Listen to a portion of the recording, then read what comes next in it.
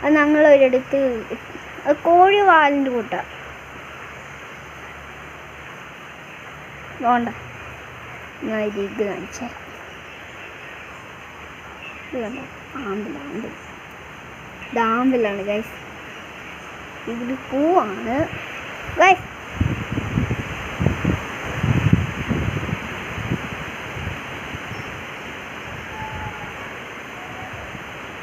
നല്ല മഴയാണ് ഗൈസ്, ഇവിടെ നല്ല മഴയാണ്. നമ്മുടെ കുറുമ്പി ഇങ്ങോട്ട് നോക്കടാ.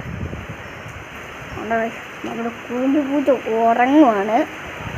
എനിക്ക് തോന്നുന്നില്ല ചിലപ്പോൾ ഇത്രയും കാറ്റിന് കാരണം.